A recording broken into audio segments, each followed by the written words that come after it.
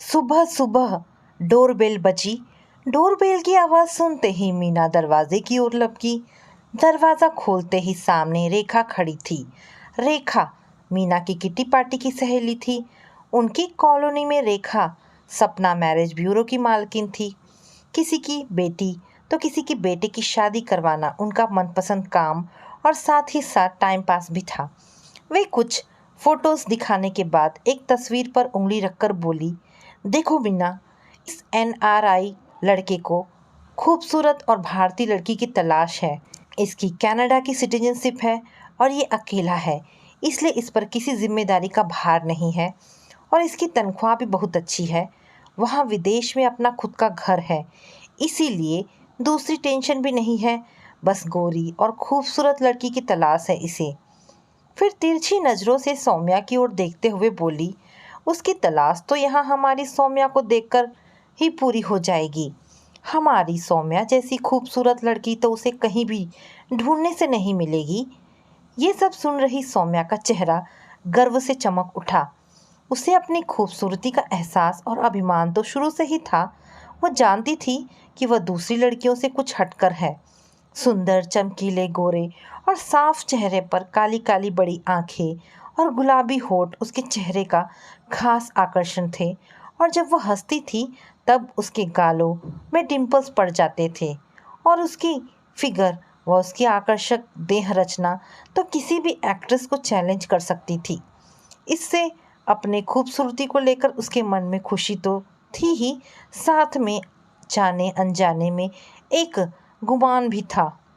मीना ने जब उस एनआरआई लड़के की फ़ोटो हाथ में ली तो उसे देखते ही उनकी भौहें तन गई। तभी रेखा बोल पड़ी, बस यह लड़का यानी विवेक थोड़ा सांवला है और चश्मा लगाता है। लग गई ना सोने की थाली में लोहे की कील।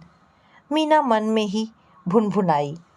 उन्हें लगा कि मेरी सौम्या शायद इसे पसंद नहीं करेगी, पर प्लस पॉइंट इस लड़के में ये था कि यह रेखा के दूर के किसी रिश्तेदार का लड़का था।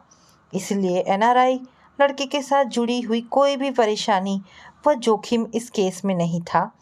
जान पहचान का ही लड़का था और रेखा एक जिम्मेदार के तौर पर बीच में थी ही। फिर कुछ सोचकर मीना बोली, ओह, बस इतनी सी बात है। आजकल ये सब देखता कौन है, और चश्मा तो किसी को भी लग सकता है, और इंडियन है तो रंग तो सांवला होगा ही। बाकी जैसा तुम कहती हो, लड़का स्मार्ट भी है, समझदार भी है और विदेश में सेटल है। फिर क्या चाहिए हमें, क्यों सौम्या? अपने ही ख्यालों में खोई नेल पेंट लगा रही सौम्या ने कहा, ये बात तो सही है। तब रेखा ने कहा, तुम भी एक बार तस्वीर देख लो तो कुछ बात बने। बाद में देख लूँगी ना आंटी, अभी तो मुझे देर हो रही है। पर फोटो देखने की चाहत तो उसे भी हो गई थी। मीना ने रेखा को इशारे में ही समझा दिया था कि आप बात को आगे बढ़ाओ, बाकी बात मैं संभाल लूँगी। सौम्या के मम्मी पापा दोनों की इच्छा ये थी कि सौम्या जैसी आज़ाद ख्याल और बिंदास लड़की को ऐसा पति मिले जो उसे संभाल सके और समझ सके, साथ में उसे अपनी मनपसंद ज़िंदगी भी खुलकर जीने को मिले। उसकी ये सभी ख्वाहिश भी विवेक के साथ पूरी हो सकती थी। रेखा ने जाते जाते कहा, सौम्या, तुम जल्दी बताना, क्योंकि मेरे पास ऐसी बहुत सी लड़कियों की लिस्ट है जो विदेशी दूल्हे को झपट लेने की ख्वाहिश रखती हैं। रेखा के जाने के बाद मीना ने सौम्या के हाथ में तस्वीर थमा दी। देख ले सौम्या, लड़का ऐसा है कि तेरी तो ज़िंदगी ही बदल जाएगी। हमारी तो हाँ ही समझ ले, तू भी ज़रा अच्छे से सोच लेना। पर सौम्या फ़ोटो देखते ही सोच में डूब गई। तभी उसकी फ्रेंड शिखा का फ़ोन आया। सौम्या ने अपने मन की उलझन उससे साझा की तो पूरे उत्साह से शिखा कहने लगी, अरे इसमें क्या है, शादी के बाद भी तो तू अपना एक ग्रुप बना सकती है और सबके साथ अपने पति विवेक को भी शामिल करके तू और भी मज़े से ज़िंदगी का आनंद ले सकती है। फिर वह तो विदेशी कल्चर में पड़ा बड़ा लड़का है, उसकी सोच तो आधुनिक होगी ही ना। अब तू दूसरी कोई बात सोचने के बजाय उसे शादी कर लेने के बारे में ही सोचना शुरू कर दे। शिखा की बात सौम्या समझ गई तो उसने हाँ कह दिया। इसके बाद सब कुछ जल्दी जल्दी होता गया। 3 महीने बाद रेखा का दूर का वह भतीजा लड़कियों की एक लिस्ट लेकर भारत पहुंच गया। उसे खूबसूरत लड़की तो चाहिए ही थी, पर साथ में वह भारतीय संस्कारों से भरी होनी चाहिए थी। ऐसी जो उसे भारतीय व्यंजन बनाकर प्यार से खिलाए, साथ ही वह आधुनिक सोच और लाइफस्टाइल वाली हो ताकि उसके साथ एडजस्ट हो सके। पर उसकी लिस्ट की सभी मुलाकात के बाद एक एक करके रिजेक्ट होती गई। तब एक दिन सुबह सौम्या के पास रेखा का फ़ोन आया। शाम को 6 बजे तक रेडी हो जाना, विवेक के साथ मुलाकात करनी है। और हाँ, मीना से कहना कि वे तुझे अच्छी सी साड़ी पहनाए। साड़ी? पर क्यों आंटी? मुझ पर तो जीन्स ज़्यादा सूट करते हैं। कहते हुए सौम्या बेचैन हो गई। वो तुम्हारी समझ में नहीं आएगा। तुम साड़ी यही समझकर पहनना कि उसी में तुम ज़्यादा सुंदर और आकर्षक लगती हो। रेखा आंटी की बात पर गर्व से हंस पड़ी सौम्या। हाँ, वो तो है। और उस दिन शाम को वह जब आकर्षक गुलाबी रंग की डिज़ाइनर साड़ी पहनकर होटल गुलमोहर की सीढ़ियाँ चढ़ रही थी, उसकी नज़ाकत देखने लायक थी। होटल के मीटिंग हॉल में सौम्या को आते हुए देख सोफे पर बैठा विवेक उसे निहारता ही रह गया। रेखा ने जानबूझकर उसे सौम्या का तस्वीर नहीं भेजी थी ताकि मिलने के बाद ही विवेक उसे ठीक से जान ले, परख ले। रेखा को वहीं छोड़कर दोनों होटल के कॉफ़ी शॉप में चले गए। प्लीज़ कहकर विवेक ने उसे कुर्सी दी। सौम्या उसकी सोच से भी अधिक सुंदर थी। हल्के से मेकअप में भी उसके चेहरे में गजब का निखार था। जैसा नाम वैसा ही रूप सोचता हुआ विवेक मन ही मन में खुश था। फिर भी थोड़ी झिझक थी उसके मन में कि क्या उसे वह पसंद करेगी। ऐसा भी ना था कि विवेक में कोई दमखम ना था, और अब तो कंपनी उसे प्रमोशन देकर उसकी सैलरी भी डबल करने वाली थी। फिर भी वह सोच रहा था कि अगर सौम्या उसे पसंद कर लेती है तो वह उसके साथ मैच होने के लिए अपना मेकओवर भी करवा लेगा। मन ही मन सब सोचते हुए विवेक ने सौम्या के सामने वाली चेयर ली। विवेक के बोलने का स्मार्ट तरीका, उसके चेहरे पर कॉन्फिडेंस की चमक और उसका धीर गंभीर स्वभाव सौम्या को प्रभावित कर गया। उसकी बातों में आत्मविश्वास भी झलकता था। कुल मिलाकर सौम्या को विवेक का एटीट्यूड बहुत ही पसंद आया। उस मुलाकात के बाद दोनों ने एक दूसरे को दूसरे दिन उत्तर देना तय किया। पर उसी दिन रात में सौम्या ने विवेक को फ़ोन लगाया। एक बात का डिस्कशन तो रह गया था। क्या शादी के बाद मैं आगे की पढ़ाई कर सकती हूँ? और क्या मैं आगे जाकर नौकरी कर सकती हूँ? अगर आपको कोई ऐतराज़ नहीं तो मेरी ओर से इस रिश्ते को हाँ है। ओह, इसमें पूछने वाली क्या बात है? मैं तो मॉडर्न ख्यालात का हूँ, क्योंकि मॉडर्न समाज में पला बड़ा हूँ। स्त्री स्वतंत्रता में समझता हूँ, इसलिए जैसी तुम्हारी मर्जी होगी वैसा तुम कर सकोगी। विवेक को भी सौम्या पसंद आ गई। उसे इतनी सुंदर बीवी मिलेगी, उसकी कल्पना ही उसको रोमांचित कर देने के लिए काफ़ी थी। फिर तो जल्दी ही दोनों की शादी हो गई। रिश्तेदारों की उपस्थिति में रजिस्टर मैरिज करके 4 दिनों के बाद विवेक ने कनाडा की फ़्लाइट पकड़ ली, और उसके 2 महीने बाद आंखों में कनाडा के सपने सजोए और दिल में मनपसंद ज़िंदगी की कल्पना लिए सौम्या ने ससुराल का दरवाज़ा खटखटाया। ये ऐसे सपने थे जिन्हें हर कुंवारी, महत्वाकांक्षी और उत्साही लड़की देखती है। सौम्या बहुत खुश थी, लेकिन एक सच्चाई उसे खटक रही थी। वो इतनी सुंदर और पति था सांवला। जोड़ी कैसे जमेगी उसके साथ उसकी? पर रोमांचित कर देने वाली परदेसी धरती ने उसे ज़्यादा सोचने का वक्त ही कहाँ दिया। कई दिन दोनों खूब घूमे, शॉपिंग, पार्टी, जो भी सौम्या का मन किया विवेक ने उसे पूरा किया। फिर शुरू हुई दोनों की रूटीन लाइफ। वैसे भी सपनों की दुनिया में सब कुछ सुंदर सा मन भावन ही होता है। जिंदगी की सच्चाई तो वास्तविकता के धरातल पर आकर ही पता चलती है। एक दिन विवेक ने फरमाइश की कि आज मेरा भारतीय खाना खाने को मन कर रहा है। भारतीय डिश? तुम्हारा मतलब है दाल चावल और रोटी सब्जी? इश, मुझे ये सब बनाना नहीं आता। मैं तो अपने घर में कभी खाना नहीं बनाती थी। मम्मी बोलती थी तब भी नहीं। और वैसे भी पूरा दिन किचन में सिर फोड़ना मेरे बस की बात नहीं है। मैं उन लड़कियों में नहीं जो अपनी ज़िंदगी, अपनी खुशियाँ घर के कामकाज के जंजालों में फंसकर बर्बाद कर देती हैं। सौम्या की बात सुनकर चौंक उठा विवेक। फिर भी संभलते हुए बोला, अब मजाक छोड़ो सौम्या, देखो मैं ये सब्जियां लेकर आया हूँ, तुम किचन में जाओ, तुम्हारी मदद करने मैं भी आता हूँ। तुम्हें ये सब आता है तो प्लीज़ तुम ही बना लो ना। दाल सब्जी वगैरह मुझे तो भाती भी नहीं और बनाना भी मुझे आता नहीं। और हाँ, 2 दिनों के बाद तो मेरी पढ़ाई शुरू होने वाली है, क्या तुम भूल गए? फिर मुझे वक्त ही कहाँ मिलेगा इन सब झंझटों के लिए। अच्छा यही रहेगा कि तुम किसी इंडियन लेडी को कुक के तौर पर रख लो। विवेक का दिमाग सन्न रह गया। सौम्या को हर रोज सुबह की चाय बनाने में भी नखरे करती थी और ठीक से कोई भी नाश्ता नहीं बना पाती थी, लेकिन आज तो उसने हद ही कर दी थी। तो क्या यही है सौम्या का असली रूप? लेकिन कुछ भी बोले बिना विवेक ऑफिस के लिए निकल गया। पर यह सब तो जैसे शुरुआत ही थी। सौम्या के उस नए रंग के साथ जब नया ढंग भी सामने आने लगा तो विवेक के तो होश ही उड़ गए। एक दिन सौम्या बिल्कुल शॉर्ट और ट्रांसपेरेंट से कपड़े पहनकर कॉलेज के लिए निकलने लगी। विवेक ने उसे टोकते हुए कहा, ये क्या पहना है सौम्या? ये तुम्हें शोभा नहीं देता। तुम पढ़ने जा रही हो तो ढंग के कपड़े पहनकर जाओगी तो अच्छा रहेगा।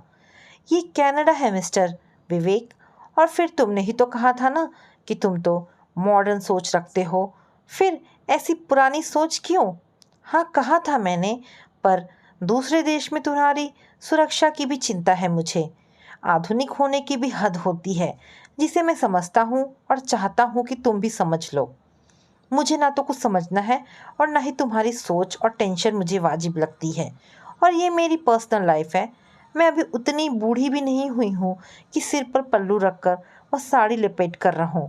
और बाय द वे, तुम्हें भी तो खूबसूरत पत्नी चाहिए थी ना, तो मैं जब सुंदर हूँ तो दुनिया को क्यों ना दिखाऊं? सौम्या के इस क्यों का कोई जवाब नहीं था विवेक के पास। फिर जैसे जैसे दिन बीतते गए, दोनों के बीच छोटी मोटी बातों पर झगड़े बढ़ते गए। विवेक को समझ में नहीं आ रहा था कि अब वह क्या करे, गलती कहाँ हो रही है और इस हालत में क्या हो सकता है, क्योंकि अब पानी सिर के ऊपर शुरू हो चुका था। सौम्या ने जो ग्रुप बनाया था उसमें कनाडा लड़कों के साथ इंडियन लड़के भी थे। शर्म और मर्यादा की सारी सीमाएं तोड़कर सौम्या उनके साथ कभी पिक्चर देखने तो कभी क्लब चली जाती। ज़्यादातर वह उनके साथ लंच या डिनर करके ही घर आती। कई बार तो रात भर वह घर नहीं आती। विवेक के पूछने पर वह किसी फ्रेंड या प्रोजेक्ट का बहाना बना देती। विवेक बहुत दुखी होता, उसे समझाने की कोशिश करता, पर सौम्या उसके साथ बात करने से भी कतराती। विवेक को ज़्यादा परेशानी तो तब हुई जब सौम्या अपने बॉयफ्रेंड को लेकर घर आने लगी। विवेक उनके साथ मिक्स होने या उन्हें कंपनी देने की कोशिश करता तो सौम्या सबके बीच उसके सांवले रंग और चश्मे को मजाक का विषय बना देती और उसे अपमानित करती रहती। एक दिन इस सब से तंग आकर विवेक ने रेखा आंटी को फ़ोन लगाया। उसने ये सब बातें बताना शुरू ही किया था कि सौम्या उससे फ़ोन छीनकर रोने जैसी आवाज़ में बोलने लगी, आंटी आपने तो कहा था कि तुम वहाँ विदेश में राज करोगी, जैसे चाहोगी रह सकोगी, पर आपका ये भतीजा तो मुझे अपने घर की नौकरानी और खाना बनाने वाली बनाकर रखना चाहता है। मेरी आज़ादी उसे पसंद नहीं आती। विवेक आश्चर्यचकित रह गया। उसने तब निश्चित कर लिया था कि अब से वह ना तो किसी बात के लिए सौम्या को रोकेगा और ना ही टोकेगा। उसने सौम्या को बोल दिया कि तुम अपनी मर्जी से जी सकती हो, अब मैं कुछ नहीं कहूँगा। पर थोड़े दिनों के बाद विवेक ने नोटिस किया कि सौम्या उसके साथ शारीरिक संबंध भी नहीं बनाना चाहती। उसे अचानक चक्कर भी आ जाता था। चेहरे की चमक भी ना जाने कौन सा ग्रहण लगने लगा था। अब वह ना तो अपने खाने का ध्यान रखती थी और ना ही ढंग से आराम करती थी। देर रात तक दोस्तों और अनजान लोगों के साथ भटकते रहने की आदत से उसकी ज़िंदगी अस्त व्यस्त हो चुकी थी। एक दिन रात को 2 बजे किसी अनजान व्यक्ति ने सौम्या के मोबाइल से विवेक को फ़ोन किया। आपकी वाइफ ने बहुत ज़्यादा ड्रिंक कर लिया है और ये भी लगता है कि किसी ने उसके साथ ज़बरदस्ती करने की कोशिश। विवेक सहम गया। फिर वह वहाँ पहुँचा तो देखा कि अस्त व्यस्त कपड़ों में बेसुध पड़ी सौम्या बड़बड़ा रही थी। Please help me. पास में खड़े कुछ लोगों में से कोई बोला, इस होटल में पार्टी चल रही थी, शायद इसके दोस्तों ने ही, बाद में सब भाग गए। अगर आप चाहो तो पुलिस। नहीं नहीं, विवेक अच्छी तरह जानता था कि पुलिस को बुलाने से क्या होगा। उसने जल्दी से सौम्या को उठाकर गाड़ी में लिटा दिया और घर की ओर रवाना हो गया। सौम्या की ऐसी हालत देखकर उसका दिल दहल गया था। आखिर वह पत्नी थी उसकी, जैसी भी थी वह प्यार करता था उसको। घर पहुंचते ही उसने अपने दोस्तों व फैमिली डॉक्टर को बुलाया और फर्स्ट एड करवाया। उसके चेहरे और शरीर पर जख्म के निशान पड़ चुके थे। दूसरे दिन बेहोशी टूटने के बाद होश में आते ही सौम्या पिछली रात उसके साथ जो भी घटना घटी थी उसे याद कर रोने लगी। विवेक ने उसे रोने दिया।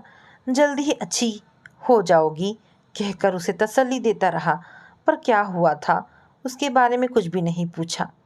खाना बनाने वाली जूली की हेल्प से उसे नहलाया खिलाया, फिर उसे हॉस्पिटल ले जाने की सोची।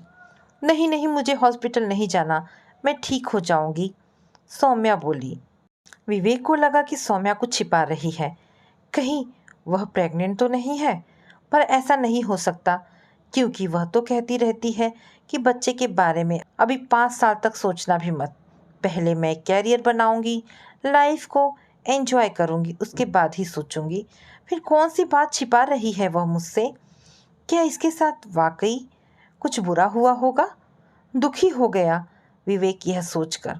उसे जिंदगी का यह नया रंग बहुत ही भयावह लग रहा था। 2 दिन बाद विवेक जब शाम को घर आया तो देखा कि सौम्या फिर से बेहोश जैसी पड़ी थी। उसे तेज बुखार था। विवेक परेशान हो गया। फिर बिना कुछ सोचे वह उसे हॉस्पिटल ले गया। डॉक्टर ने जांच पड़ताल करने के बाद उसके कुछ ज़रूरी टेस्ट करवाए और उनकी रिपोर्ट्स निकलवाई। लेकिन रिपोर्ट्स हाथ में आते ही विवेक के होश उड़ गए। सौम्या की बच्चेदानी में सूजन थी और इंटरनल ब्लीडिंग हो रही थी। डॉक्टर ने बताया कि उसे कोई संक्रामक रोग हो गया है। चेहरा हाथों में छिपाकर विवेक रो पड़ा। ये क्या हो गया मेरी सौम्या को? वो शुरू से ही कुछ बता देती या खुद ट्रीटमेंट करवा लेती तो बात इतनी बढ़ती नहीं। ये तूने क्या किया सौम्या? मेरे प्यार में तुझे कहाँ कमी नज़र आई कि प्यार की तलाश में तू भटक गई? काश तुम मेरे दिल की आवाज़ सुन सकती। विवेक को डॉक्टर ने सांत्वना दी कि लुक मिस्टर विवेक, अभी भी उतनी देर नहीं हुई है, हम उनका अच्छे से अच्छा इलाज शुरू कर देंगे। She will be all right soon. और सच में डॉक्टर के इलाज और विवेक की केयर से सौम्या की तबीयत ठीक होने लगी थी। लेकिन विवेक का धैर्य और प्यार भरा बर्ताव सौम्या को पश्चाताप की अग्नि में जला रहा था। अस्पताल से घर लाने के बाद विवेक सौम्या की हर छोटी मोटी ज़रूरत का ध्यान रखता था। उसे समय पर दवा, चाय, नाश्ता व खाना देना और उसको मन से खुश रखने के लिए तरह तरह की बातें करना वह बहुत ही मेहनत से करता था। और सौम्या की इन सब बातों ने आंखें खोल दी थी। नासमझी में उसने क्या क्या नहीं कहा था विवेक को।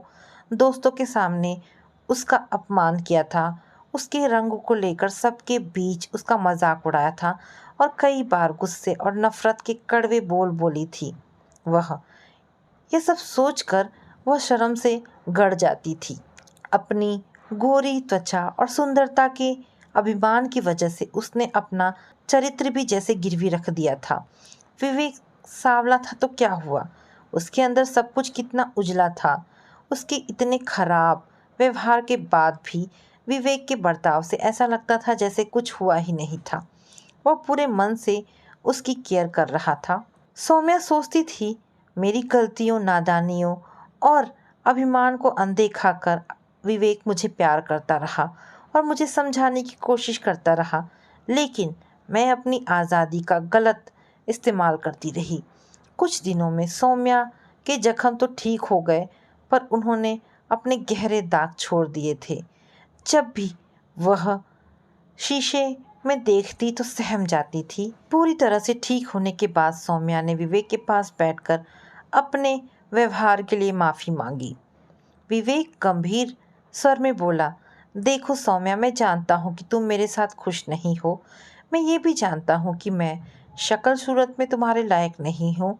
काश मैं अपने शरीर का रंग बदलवा सकता, पर वह तो पॉसिबल नहीं है।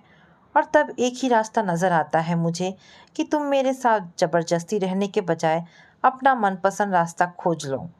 इस बात पर सौम्या चौंकी, मगर विवेक बोला, मेरा एक दोस्त है, मेरे जैसे ही पोस्ट पर है और मेरी जितनी ही सैलरी मिलती है उसे। और प्लस पॉइंट ये है कि वो हैंडसम दिखता है, तुम्हारे जैसा गोरा और तुम्हारे जैसा ही फ्री माइंडेड है। अगर तुम हाँ कहो तो मैं बात कर सकता हूँ उससे, और हाँ, वह भी इंडिया का ही है। खुश रखेगा तुम्हें। विवेक, ये क्या कह रहे हो तुम?